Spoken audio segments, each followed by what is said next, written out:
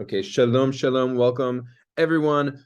This is Eitan Ben Avraham from the Holy Land of Israel. You are watching the Aleph Mail podcast, and I am here with Yehuda HaKohen.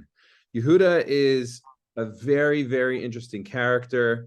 I've known him probably since like 2010. The first time we met was when you were, I was on an Israelite. I was a madrich for Israelite, and Rav Muttel Wolf brought you on a like tiyul to what's it called? That little mayan outside Yerushalayim. Lifta.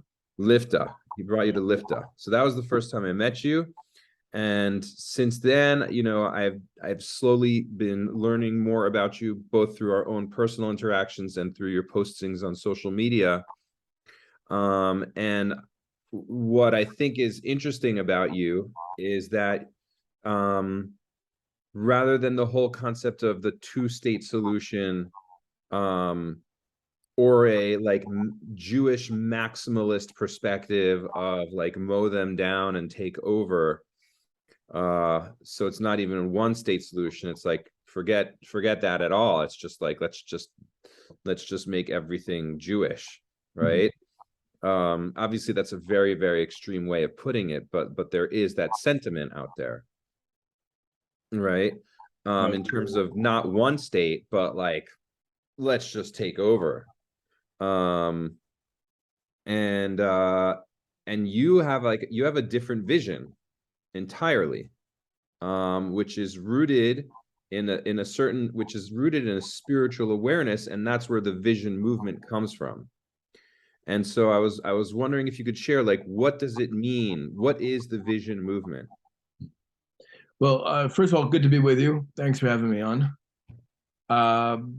The vision movement is really about identifying and achieving the next goals of Jewish history.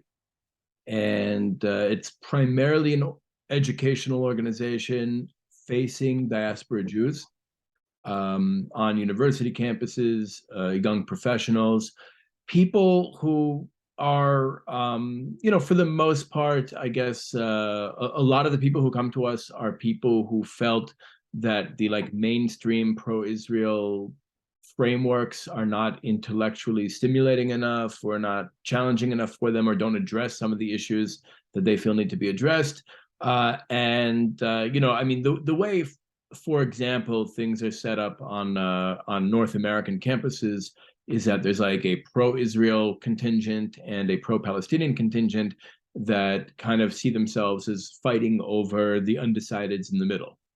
And that works for some people, but we're not interested in defending Israel or making people more pro-Israel because they got a keychain or a T-shirt or a blue and white condom or whatever it is that these organizations are handing out on campuses. We're interested in actually putting intelligent, thoughtful young Jews into the driver's seat, saying Zionism, for the most part, finished, right? What we call the Zionist movement. It was a revolutionary movement. Which is also chaval. I think it actually got libeled to death. Mm-hmm. That's also true, but I think part of it is that its positive power no longer exists because it's no longer fighting for revolutionary change. Like 100 years ago, we could say that the Zionist movement was fighting for some kind of revolutionary change. It was trying to change the conditions of the Jewish people, bring us home, create a Jewish state, revive the Hebrew language, whatever it is, maybe fight the British, depending on, how broadly we want to define these terms. But whatever Zionism did, it did. And now the Jewish people need a new liberation movement. We need something that comes in the wake of Zionism that can use the conditions created by Zionism's success to identify and achieve the next Jewish liberation. Why not Zionism 2.0? Why not reclaim the term Zionism and just continue with the roots of that vision? Because I think we need a completely new vision. I don't think Zionism has the intellectual tools to deal with our current challenges. I think that, again, Zionism, for the most part, related to the Jewish people as an object with a problem. That problem could be persecution, it could be homelessness, statelessness, it could be assimilation, and Zionism positioned itself as the solution to that problem.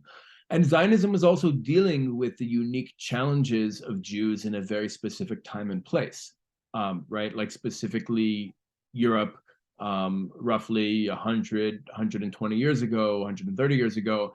Whereas I think, I think we tend to look at Zionism as a word that includes all Jewish liberation movements. Like we sometimes would call Rabbi Akiva a Zionist, or Bar Kokhba a Zionist, or the Maccabim Zionists, but they weren't.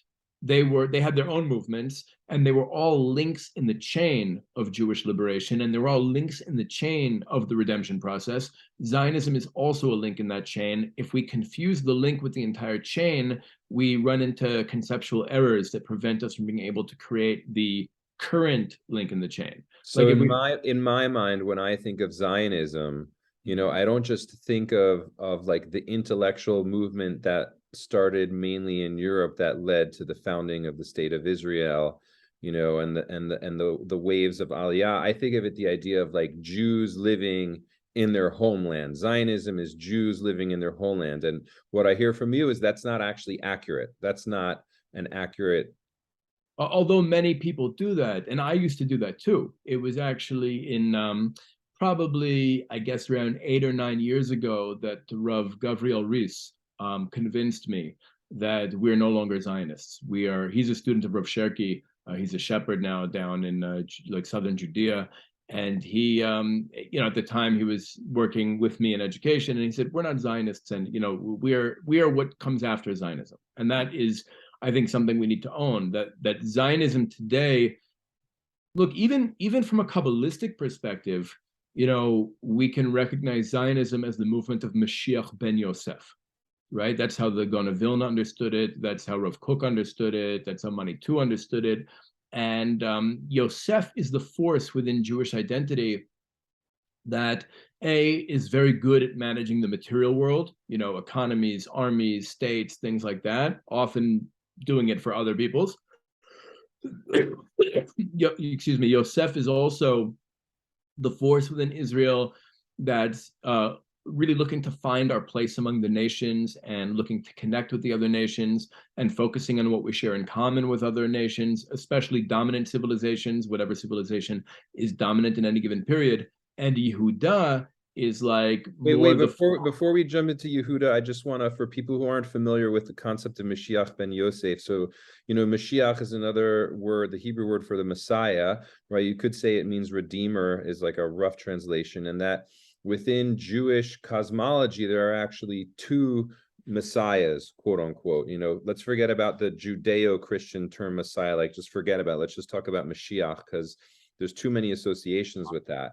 But within that concept of like a Mashiach or a Redeemer, there's actually two. One that's going to come from the line of Yosef, from like the biblical Yosef HaTzadik, who was the son of Yaakov, the biblical patriarch Yaakov, Abraham, Isaac, and Jacob, Yaakov, right? And then there's Mashiach ben David, who is going to come from the line of Yosef's brother Yehuda. And if we zoom in on Yosef really quick, we see that Yosef was an advisor to Pharaoh. This is what our friend Yehuda here was talking about when we said that Mashiach ben Yosef often is involved with power on behalf of other dominant nations, that Yosef was running Egypt on behalf of Yosef. He was the Jewish advisor. He was the Jewish implementer and also visionary who Yosef came to with a dream, and Yosef turned it into a business plan and then implemented it on his behalf, right? So Mashiach ben Yosef is like very much a worldly energy. This redemption of Mashiach ben Yosef is connected to like a worldly energy interacting with the world, money, politics, all of those different things, which is different than Mashiach ben David, which is what you're referring to when you started going to Yehuda, because David comes from Yehuda. Right, and I'm looking at these. I'm also looking at this from another angle. I'm looking at the tribal identities of Israel as a more accurate way of understanding the different socio-political camps within our people. Like, for example, I think words like liberal, conservative, right, left, religious, secular, all have their roots in Western civilization, in the in Christian dogma, in Greco-Roman thought, in the revolutionary transition between feudalism and capitalism.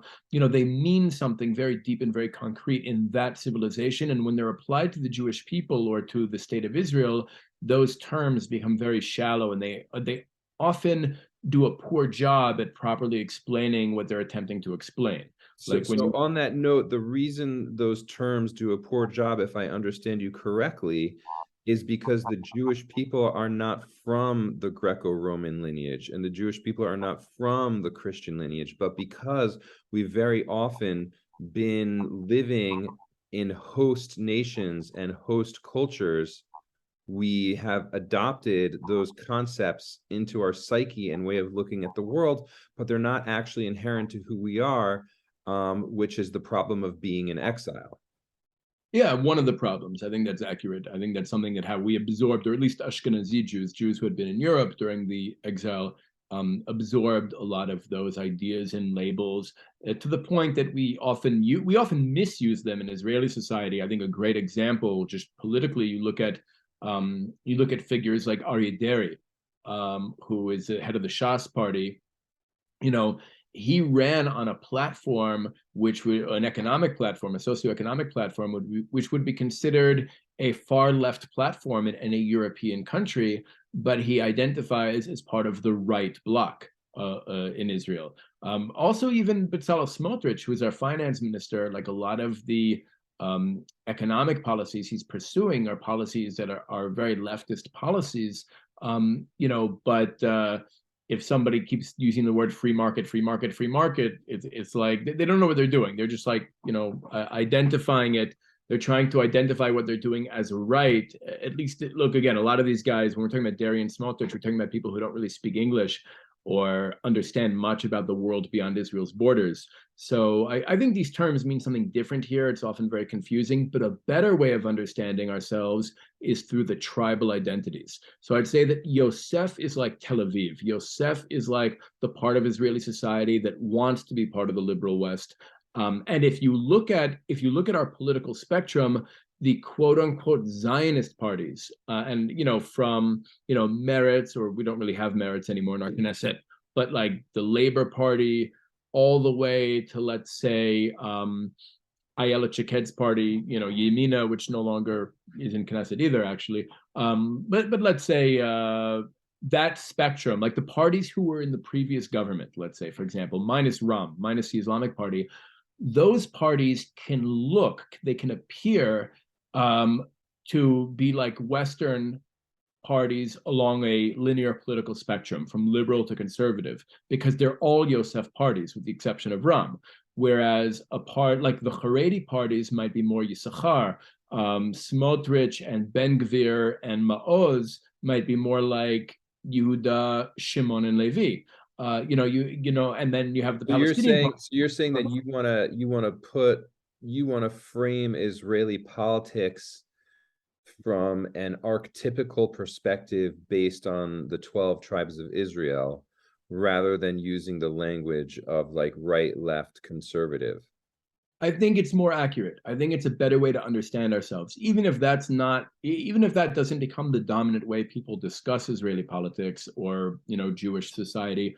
We should know it ourselves, because these 12 forces, what we call like the back end, the code of the tribes of Israel, even though we don't have all the biological tribes with us anymore, the spiritual back end of these tribes are still shining into this world through. Okay, so break it down. Can you break down the 12 tribes? Yeah, sure. I think that Reuven, I don't want to spend too much time on, because he's a little bit, he's a little bit of a tragic character. He's not really, he means well, but he's not very good at much, and he kind of keeps messing up.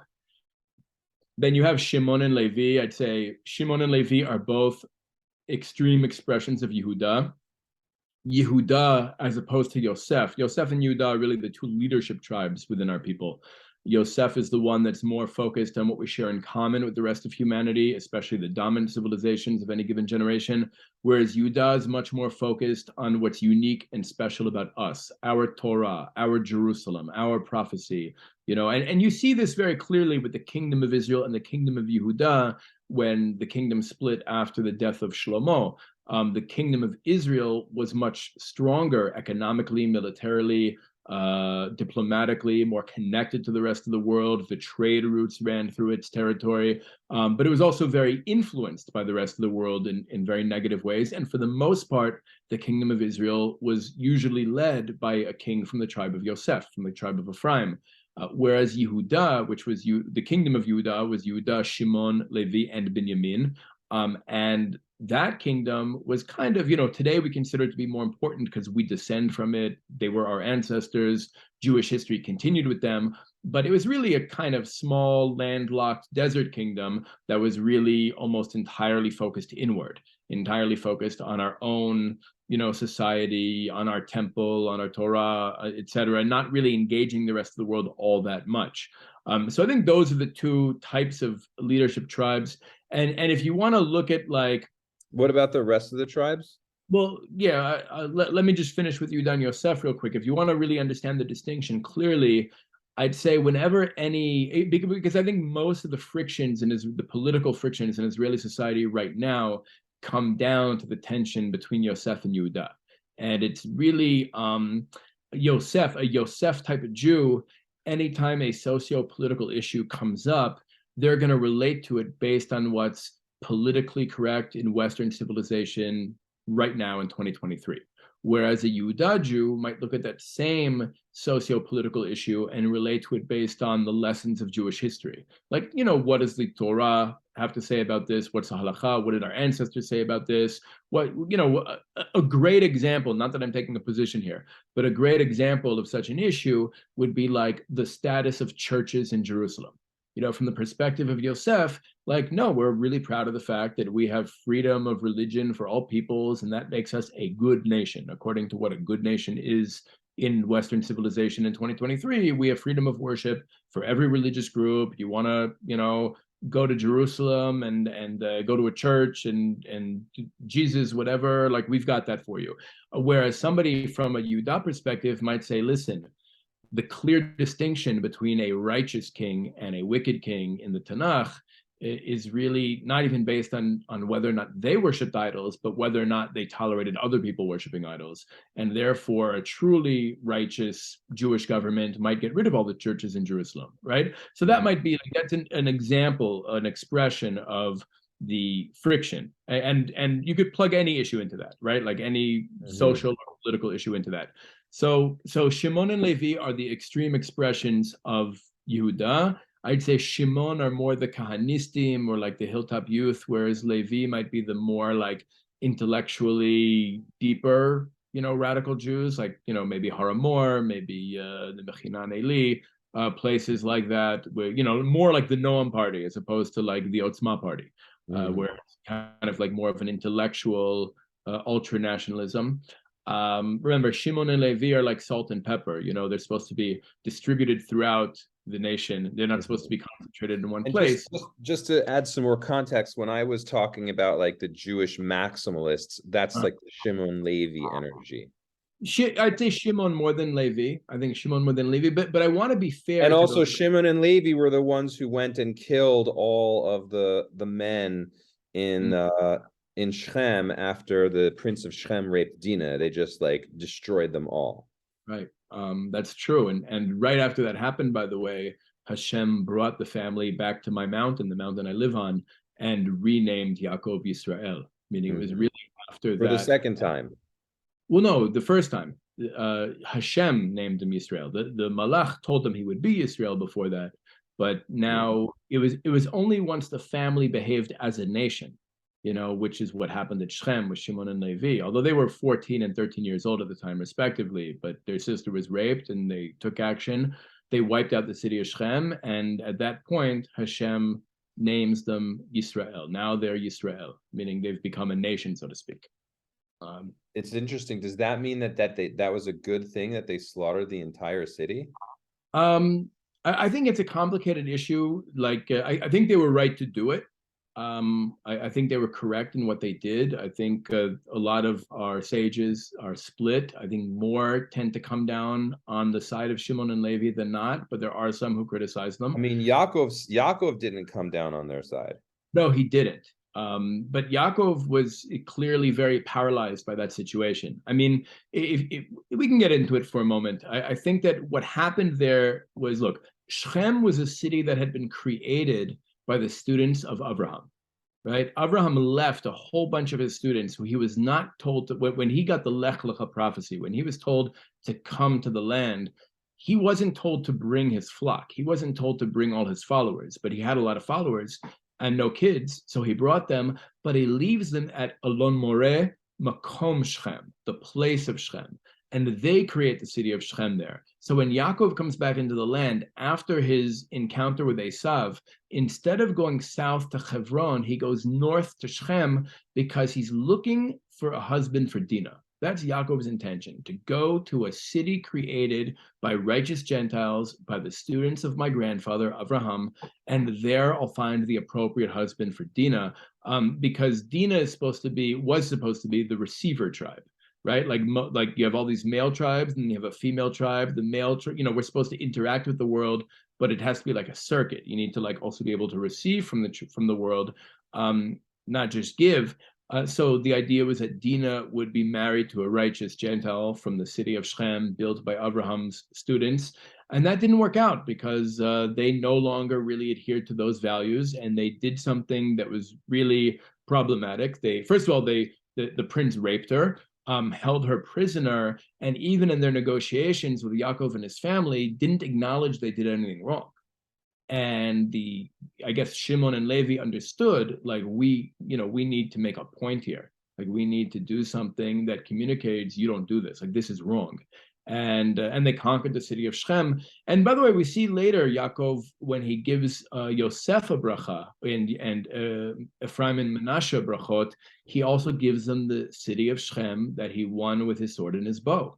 Meaning he, in Parshat Vayechi, meaning I think ultimately Yaakov acknowledged it wasn't such a bad thing, although he understood that Shimon and Levi needed to be separated within Israel and spread out in order that fanaticism, that extremism, so to speak, is present and is able to influence the nation, but isn't necessarily concentrated in one place.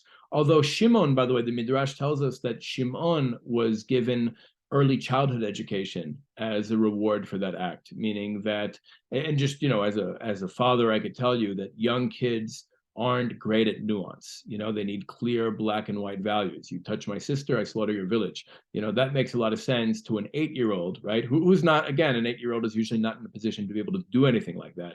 But when they're older, they're able to learn a much more nuanced, what if it's like, you touch my sister, why is it? I mean, I don't think that's proportional. You touch my sister, I kill you, your family, and everybody who lives near you, right? That's not like. That's what they did. That's what Shimon did, and yeah, but I don't want. I'm just thinking about my son. I don't want to teach my son that. I don't want to teach my son to kill an entire village if someone from that village touches him or me or somebody like that. All right, well, that's what Shimon did, and Levi. I mean, did God forbid a Jew. It happens between Jews, right? Let's say like one Jewish kid punches another Jewish kid. So does that mean that kid should go and like destroy his entire?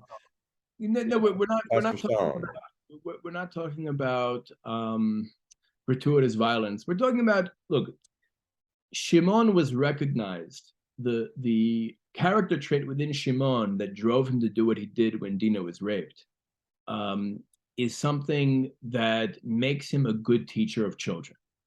Not a good teacher of teenagers, not a good teacher of grown-ups, but a good teacher of children. And by the way, I would say in Israeli society today, I've noticed that Kahanistim happen to be good teachers of children. Like they're like, I think part of it is that, well, the way I would define Kahanism anyway is Haredi Torah with Jewish nationalism, with a connection to the Jewish national story. That's kind of how I would say it's like a Haredi approach to Torah, but with national consciousness. Okay, so what's interesting is that like when we're tapping into this Shimon vein, which is like this Jewish nationalism and also like maximalism. Like we need to get rid of foreign, foreign influences. Like we need to be 100% Jewish, which is why you called it like it's like Haredi.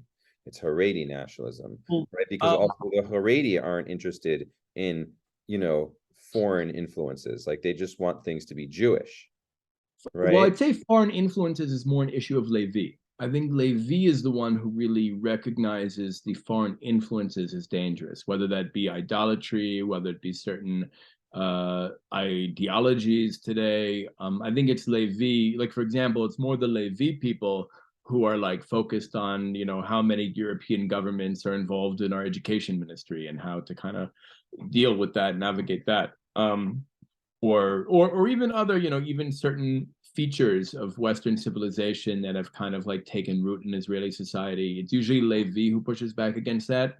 What I meant by saying Shimon is like or Kahanism is Haredi Torah with nationalism, I think the approach to Torah, the approach to understanding Torah, it's very black and white. It's very Haredi style. Like, and you see it today, by the way, with a lot of young Haredi men becoming Kahanistim. I think a lot of Ben Gvir's base of support are young Haredi men, because it's an approach to Jewish nationalism that makes sense to them.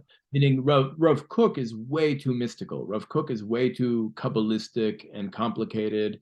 And I don't see even as the Haredi world become more part of Israeli society, I don't see them becoming, devotees of Rav Kook's Torah. I just don't see them really understanding. It's complicated and so different. It's such a different approach to Torah. The Haredi approach to Torah is very simple, very kind of like straightforward, very black and white. And you add nationalism to that, you get Kahanism. And that's, I think, the tribe of Shimon, essentially. So let's finish the tribes, and then let's wrap back to this. Okay, so then you have also Yisachar, which is very much, again, focused on Torah and teaching Torah and learning Torah, but not really interested in politics or commerce or participating in history. They just like teaching and learning Torah. So like lots of guys who are in yeshiva now, Jewish families are in yeshiva, like they just want to live a Torah life, but they're not so interested in politics. They want to keep Shabbos. They want to like do good in the world. Right. That's Haredi Torah, like that's basically the Haredi communities, Yisachar.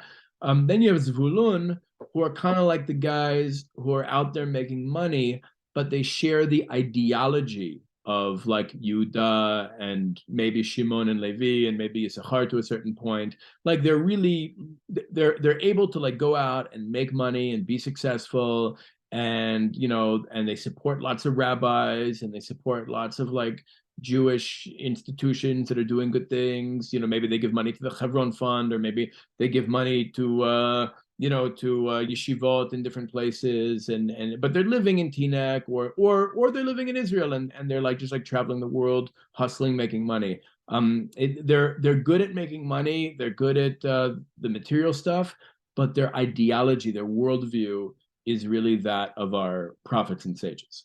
So then you have Yosef, we spoke about.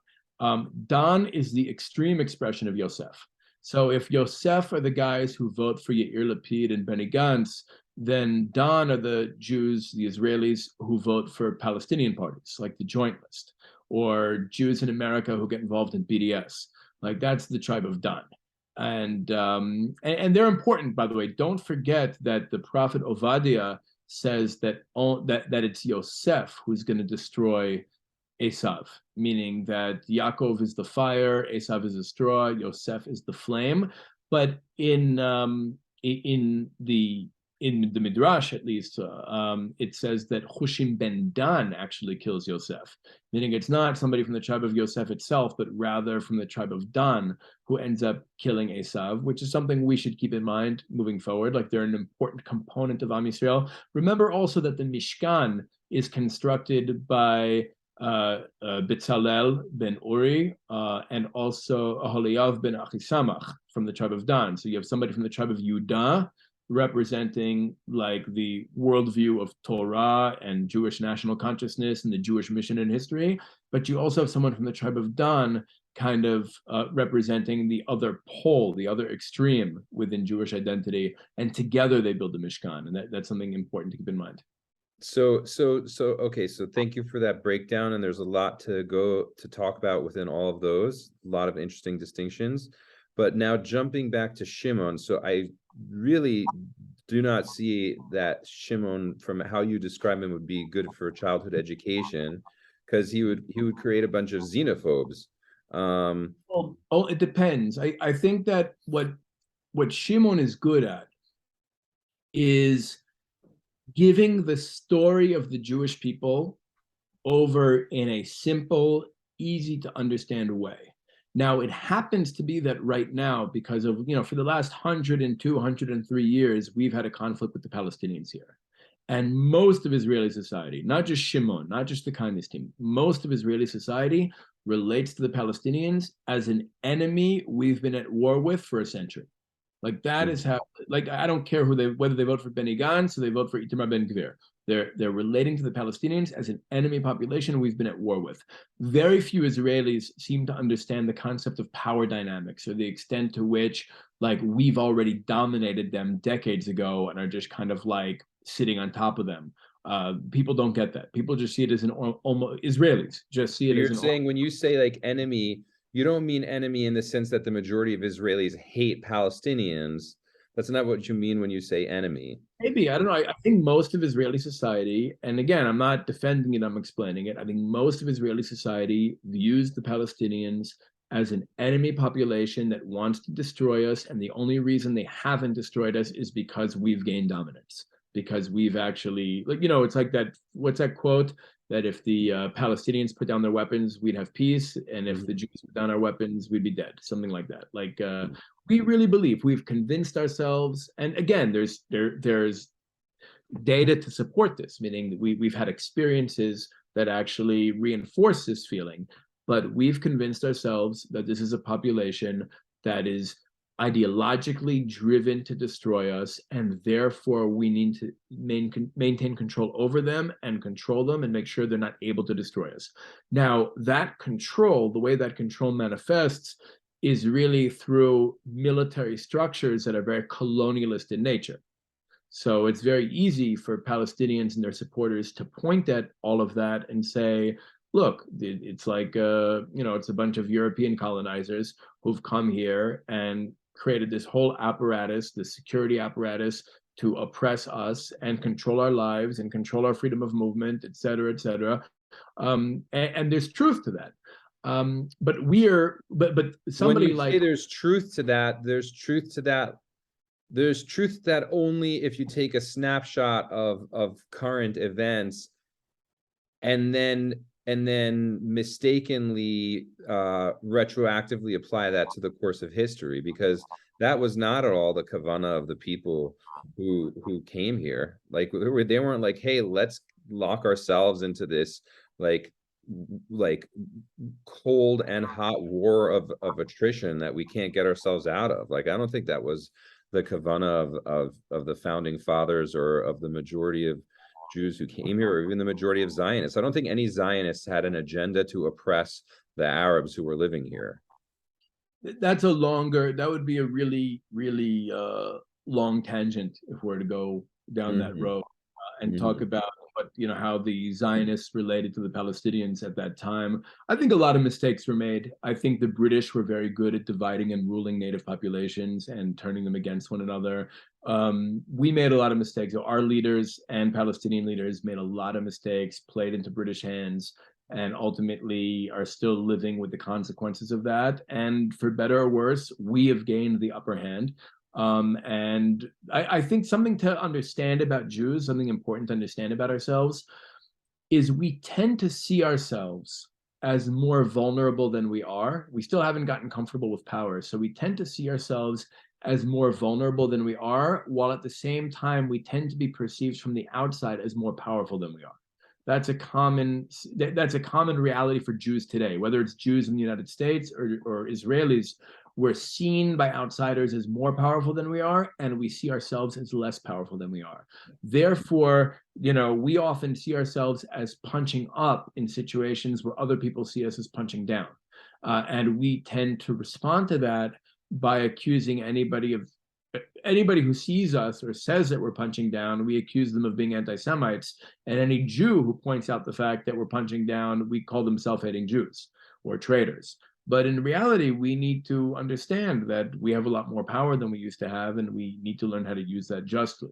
But I would say that the difference between the tribes of Shimon, for example, in relation to the rest of Israeli society, the difference is in how they look at the Palestinians, because I think almost all of Israeli society is looking at the Palestinians as this enemy population that wants to destroy us. The difference is Shimon comes to biblical style conclusions, meaning Shimon says, well, if that's the case, if this is an enemy population that just wants to destroy us, then we should do what Yoshua ben Nun would have done, or we should do what David HaMelech would have done. That is how we respond to this. That's also what Kahana said, right? As in, they must go. Right, essentially, and that's where they get to. Now, where I might differ from that is I actually think that Hashem created this situation to challenge us and to force out something bigger. I think we need to figure out the ideal role of a non-Jew in a Jewish society in the modern age. I think we're meant to create a state that's not either a Jewish state or a state of all its citizens, but rather a deeply Jewish state in which non-Jews can be fully included in a democratic way. And I think that's much more challenging than what either the liberal Western camp or the kind of hardcore Jewish nationalist camp wants to do. And like, so just to jump on that, because the liberal Western camp says, well, let's just make two states, right? And the hardcore Jewish, maximalist says, no, let's just create Eretz Yisrael. Right. Which again, if they are, and I used to, by the way, there was a time in my life when I held that position. Like when I came to this country, I was a Zionist. My way into the Jewish world was through the JDL. Like that's actually how I came back into the Jewish world in terms of my own journey. And when I came to this country, I was a Zionist. I came during the Second Intifada. It was very easy to be a Zionist during the Second Intifada. But I think just learning at Machon Meir and learning the Torah of Rav Kook definitely expanded my perspective in a big way. And ultimately, it was actually, the truth is, it was actually at Israelite. I did a kollel where we were learning basically Kabbalistic ideas with Rabbi Aaron 3 days a week for about a year.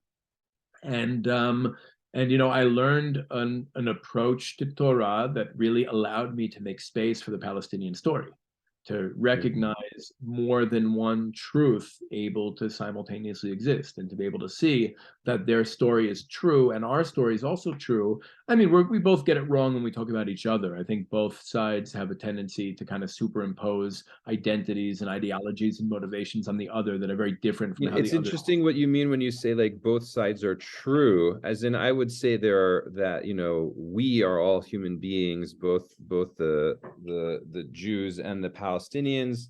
I have trouble with that word Palestinian. I don't like it very much, but I realize that that upsets a lot of people. Because again, but it's also the same with the word occupation. What do we mean when we say the word occupation? What do we mean when we say the word Palestinian? What do we mean when we say the word Jewish? Even, right? All of these words have lots of connotations. Yeah. So it's if you say the word Palestinian as in the same way we use the word French or Italian or Irish, right? Well, that's not really accurate. I don't know. I think national identities are fluid, and most national identities today are socially constructed. And even if you want to make the argument that 150 years ago there wasn't much that united an Arab in Hebron with an Arab in Tzfat and an Arab in Ramallah and an Arab in Jaffa and an Arab in Acre, that didn't, and an Arab in Jordan and an Arab in Iraq and an Arab in No, that's my point. That 150 years ago, you could say whatever they shared in common with each other, they would have also shared with an Arab in Beirut or Amman right. or whatever. But that's not the case now. Meaning, there's an experience they've collectively had, and that might just be oppression by Zionism. That's made them Palestinians. And today, But there's millions of people who isn't, identify. isn't that like a narrative? Isn't Well, that I think it's a true. Well, when I say narrative, I don't know what you mean by the term narrative, but when I say narrative, I mean a collection of facts that are selectively chosen, organized to tell a story and contextualized within an ideological worldview. okay? I But think. Here's the problem. So that's the problem with the word narrative, Okay. right? I actually think narrative is being used in a very cynical and very like rooted in ultimately despair context, because when I was growing up, narrative was a term used in the context of fiction. Mm. And now narrative is used in the context of talking about our world, except our world is supposed to be true and real. And so there's not narratives, there's just the truth, right? And in fiction, they there's the fiction section of the store and the non-fiction section of the store. And narratives are in the fiction section, and the non-fiction section has truth and facts. So right? And I've not shared that view. I guess since I did that kollel at Israelite, I have not shared that view. Meaning my understanding, and again, I think Rav Kook, I think Rabbi Aaron was really teaching a piece of Rav Kook in Mamar Dat Elokim, but it's elsewhere as well. I mean, this is, in fact, we have a video of Rabbi Aaron teaching this. It's called the Paradoxical Logic, where truth is not just objective, meaning there is an objective truth. I think there's an objective capital T truth, Hashem's truth, that we as human beings can't really fully access. I think I have a truth and you have a truth and other people have truths. And the way for me to get closer to Hashem's objective truth is to be inclusive of other people's subjective truths. But at the same time, there's also such a thing as lies. Yeah, yes, that's correct. And that's the problem that I have with narrative, is that it's sort of like, shooting the arrow and then drawing the circle around it, meaning that a person who is sincere doesn't want a narrative in which they decide what's true and then find the facts to support it, where it's like, essentially they have like a cyclopean vision in which they only have one eye, in which they can only see what they want to see. A person who wants truth is going to look for the truth. They're not going to make up a narrative and then fit things into it to fit what they've already decided. They're going to have two eyes. They're going to see that there's more than one way of seeing things. And that's where I can relate to the word Palestinian. I can relate to the word Palestinian, the idea that, yes, there are people who identify as Palestinian because, like, at this point, that's how they see themselves, right? Based on real experiences. But that's very different than the context in which the word Palestinian is being used, where it's like, well, once upon a time there was like a utopia of like, pacifists known as the Palestinians, and then the evil Zionists came in and hit them on the head and have been torturing them ever since. Well, I haven't heard that from them. My understanding of what Palestinians mean when they say Palestinian is the indigenous peoples of Palestine throughout time, including the Jebusites, including the Canaanites, including the Philistines, including the Israelites, including Crusaders who just kind of absorbed into the population and stayed here and became part of the native population. They became Palestinians. That's what they mean when they say the word, in my experience. But there's an interesting, by the way, there's something I do want to share. The Gaon of Vilna and Habakkuk talks about the force of Peleshet, the Philistines, in history. And he says that the Philistine identity only manifests in the world when Israel comes into our land to take possession of it.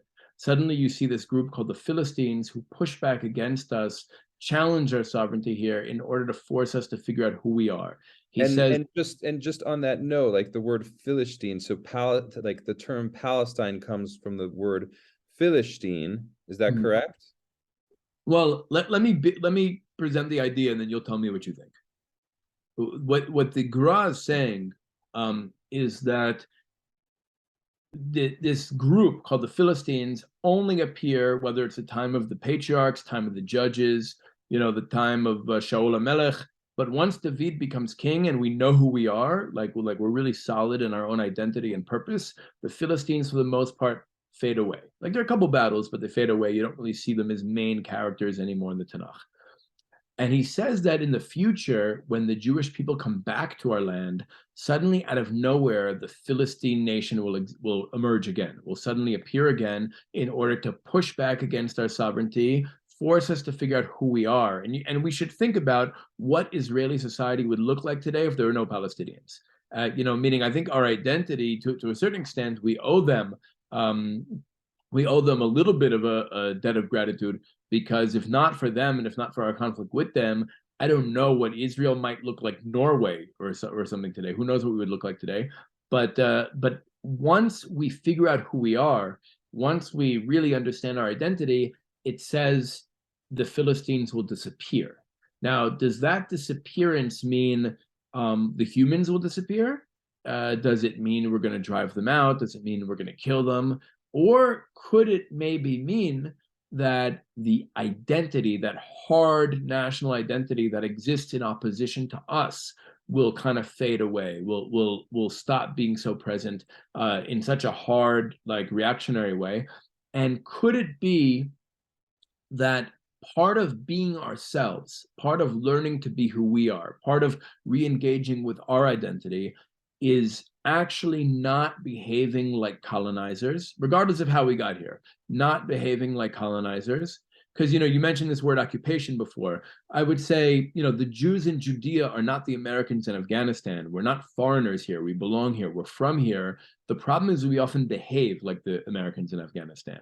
And I would say that Israel's military occupation of the West Bank actually undermines our very real connection to Judea and Samaria. It's not enough to be indigenous. You have to behave like you're indigenous. You have to actually indigenize. It's not just like a Hasbara talking point. But I think if we were able to dismantle the colonial structures of Israeli society, especially in the West Bank, perhaps the lessening of our oppression of the Palestinian population will actually cause their national identity to become a lot softer. What do you mean when you say the colonization of the Israeli identity, or to decolonize the Israeli identity? What does that mean? Well, if we're talking about decolonizing the Israeli identity, I think that every nation that achieves independence, self-determination, needs to go through a post-colonial process, needs to decolonize their identity afterwards. It's such, Yehuda, we have to finish up soon because I have to go, which is unfortunate because I feel like we're just getting started. But I just want to say I don't think colonialism is inherently evil from a global historical perspective. Okay. Meaning do I want to go back to a pre-agrarian society, a pre-industrial society, meaning no, I don't think anyone can question that, though. The reason why I don't think up vis-a-vis colonialism is because colonialism brought with it Western civilization, which brought with it science, which brought with it progress, which brought with it a certain way of looking at the world, and rationalism and forms of government and all these things, right, that came along with colonialism, right? And again, people made lots of mistakes. In fact, humanity is filled, every single individual is filled with good and evil. We ate from the tree of good and evil in the garden, and ever since then, no one's been pure. So the idea of and I don't think that this is what you mean, but I need to speak it out because we use the term decolonization as if George Washington was this evil jerk who we just need to undo everything he did, and we need to somehow push the European civilization back 300 years so that all of these utopians that utopian societies, the Aztecs and the Mayans and the Eskimos and the Vikings and the Native Americans and all these different civilizations would just been so much better off if those Europeans hadn't come out of Europe and colonized everything. And I disagree with that. Okay, well, I think you're expressing a very Eurocentric view. I don't think I'm expressing a Eurocentric view. I think I'm expressing like a historical view, as in I'm not saying that those Europeans didn't do horrible things, and a lot of them were like evil bastards, because they were, right? But at the same time, the idea, so then what? So undo it? Go No, back? I think this caricature of what we call pre-colonial mind, that the goal is to go back to a pre-colonial situation. In our case, we're talking about 2,000 years. That's not the goal. The goal is to figure out how to create a society today in the 21st century that is able to express our identity and our values and help us fulfill our mission in history. Um, that requires us to go through this post-colonial process. Right. And so within that context, decolonization, in particular for me as a Jew, decolonization means like both tapping into my roots as a Jew before, like, because I grew up eating bacon, egg, and cheese on a bagel. I grew up super assimilated. Like, if you asked me if I was Jew, I'd be like, well, I'm culturally Jewish, but I'm not really Jewish. So I was like highly colonized in that perspective of the word, or I would use the word assimilated. I was assimilated. Right. Okay. And then I came to, I think colonize is a good word for it. And so for the most part, we can say that your choice to eat according to the way that your people have been eating for thousands of years was an act of decolonization. Your choice to move back to the country that your people had been forcibly displaced from thousands of years earlier was an act of right. decolonization. And that there's an entire perspective, a Jewish perspective, which is very different than the perspective of Western civilization. So that's also true. So adopting the worldview of your ancestors, meaning, and that's kind of the friction between Yosef and Yehuda. Right, but at the same time, that doesn't mean that I want to completely disregard Western civilization and say Western civilization is evil and like the world is controlled by a bunch of dead white men and we just need to like burn all of these books. You know, like I think the conversation is much more complicated than that. But I think ultimately, it would be in Israel's interest to get free of American hegemony. I think we should not be a vassal to the United States. We should be an independent country. For sure. I think we should be able to develop our own culture here without feeling an inferiority complex to Western civilization. I think that's all important. I'm saying is that there's many, many ways in which I'm grateful to Western civilization. So many ways in which I'm grateful to Western civilization. And frankly, I wouldn't be sitting here if it weren't for Western civilization. You know, I'm speaking English with you. Like that itself is a manifestation of Western civilization. You know, I'm wearing jeans and a sweater. That's a manifestation of Western civilization. I'm not wearing like, I don't know if the sweater so much, but okay, go on. Meaning that there's just so many contexts in which this word colonialism, it's so funny because I'm not at all like a Eurocentric pro. I'm not going to like start wearing like some, like anyone who knows me knows that I'm not at all. It's just more about giving credit where credit is due and not throwing the baby out with the bathwater. And also just acknowledging the times in which we're living. You know, it's like, so what, like, so we should just take down the satellites, tear down everything, you know, to like a you know, you follow what I'm saying. I know, I understand what you're saying, and I think it's a much more complicated conversation that needs to be had in depth. There's like a limit, I think, especially with our time constraints right now. There's a limit to how much we can really go down this rabbit hole. But there's a lot to talk. I think the notion of decolonizing Jewish identity deserves its own episode, and that's without even getting into what kind of prompted this tangent, which was the idea of dismantling the colonial features of Israeli society, including the security apparatus. Right, and there is a place where, just to lean into what you were saying, yeah, there is a place where it's like we've taken on a lot of bad midot and, you know, to borrow a phrase from a different culture, bad karma in maintaining the status quo as it is now. We're creating a lot of suffering for a lot of people, right? And that's not cool.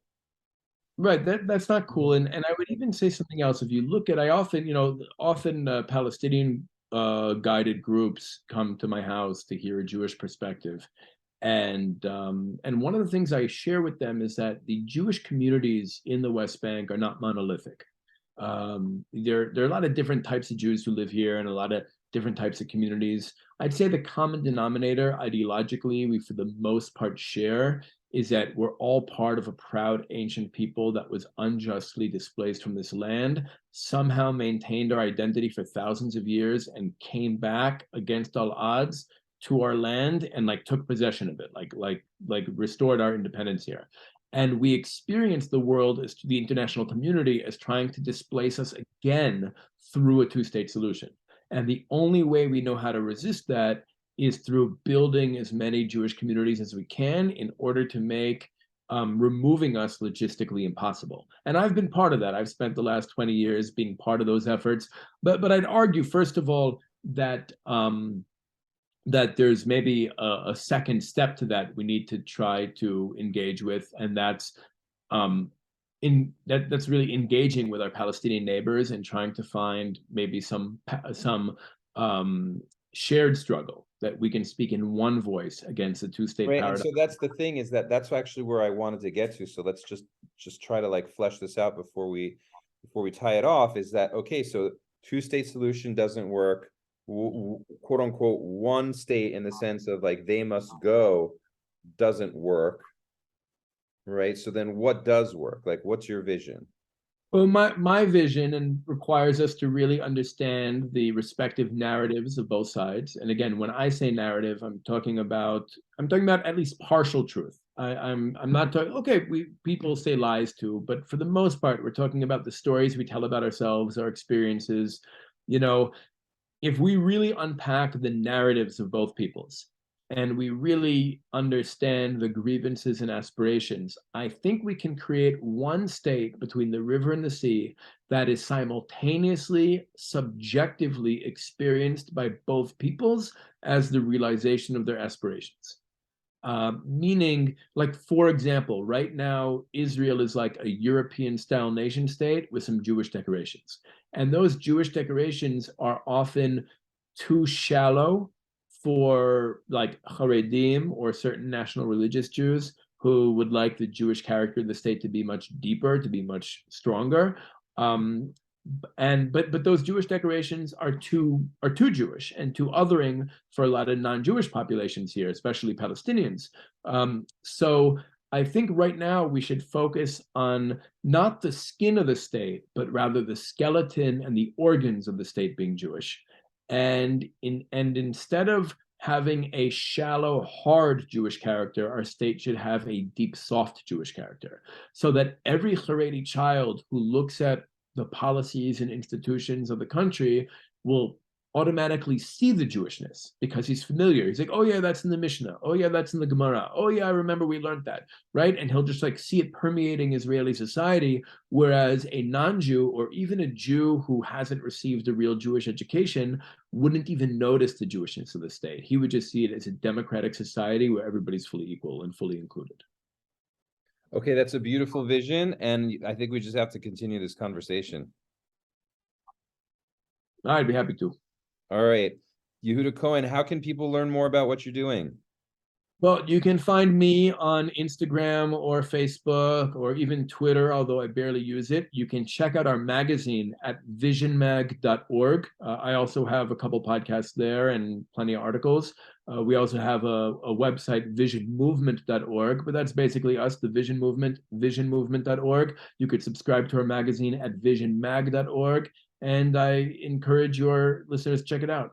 Okay, thank you so much for being on the Aleph Mail podcast today. This is Eitan Ben Avraham. Thank you, Yehuda HaKohen, once again, and we will see you next week.